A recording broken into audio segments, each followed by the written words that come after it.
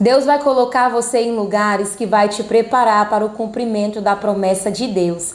Na minha vida não foi diferente. O Senhor fez a promessa na minha vida e na do meu esposo que nós iríamos pastorear a igreja. E antes do cumprimento dessa promessa, o Senhor nos levou a lugares para nos preparar, para nos capacitar, para nos fortalecer, nos libertar. Teve um processo. E na época o Senhor abriu a porta para mim numa empresa, a qual Deus me honrou muito naquele lugar. Porém eu fui perseguida, caluniada, mas ali eu entendi que Deus estava me preparando para a promessa do Senhor. E eu subi de cargos várias vezes, liderei pessoas com pensamentos diferentes, temperância diferente. E ali eu tive que ter um jogo de cintura, saber lidar com cada um, ser uma pessoa amorosa, sábia, porque liderar pessoas não é fácil. Cada um pensa diferente, tem temperâncias diferentes e ali é necessário ter autocontrole, domínio próprio, mansidão para mexer com pessoas, porque não é fácil. E chegou um tempo que Deus me tirou daquela empresa, o próprio Deus abriu as portas e o próprio Deus fechou. E a Bíblia diz que a porta que Deus abre, ninguém fecha. Tentaram fechar essa porta na minha vida, mas Deus não deixou fechar porque a porta foi Ele que tinha abrido. Chegou um tempo que o próprio Deus fechou essa porta. Inclusive eu já tentei abrir ela novamente, mas Deus não deixou. Porque a porta que Deus fecha, ninguém pode abrir. E quando Deus fechou essa porta, o Senhor me colocou na promessa que foi liderar as ovelhas do Senhor ao lado do meu esposo.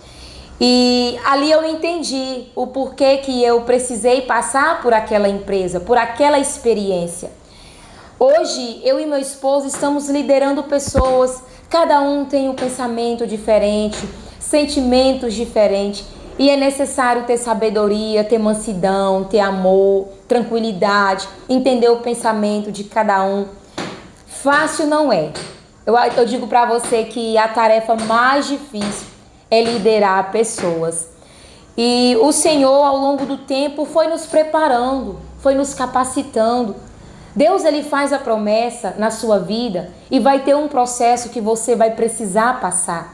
E dentro do processo você vai chorar, você vai ser ferido, magoado, perseguido, caluniado, vão levantar falso testemunho contra a tua vida, vão tentar te parar, vão tentar fazer com que você não permaneça.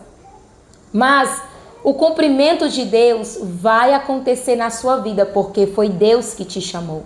Quando Deus chama alguém, pode se levantar quem for, pode se levantar o inimigo, mas não vai frustrar a promessa de Deus na sua vida. E nessa caminhada, nesse decorrer desse processo, vai custar algumas coisas para você. E o que você tem que fazer é dar lugar para a promessa de Deus. Você se lembra de Pedro? Pedro era pescador de peixes, mas Jesus chama ele para ser pescador de almas. Pedro passa a noite lançando a rede, mas não pega nada, até ele ter um encontro com Jesus. Essa experiência na vida de Pedro foi necessária. Deus estava ali preparando Pedro para ser pescador de almas, para granjear almas para o reino do Senhor Jesus. E quantas experiências Pedro teve, mas foi necessário essas experiências para o cumprimento da promessa do Senhor Jesus na vida de Pedro.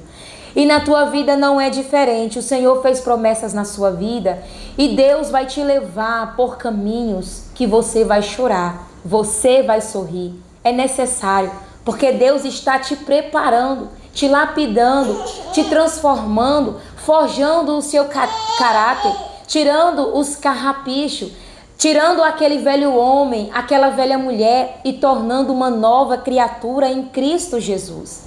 É necessário que o Evangelho de Deus entre em nós, porque é muito fácil nós entrarmos no Evangelho do Senhor Jesus.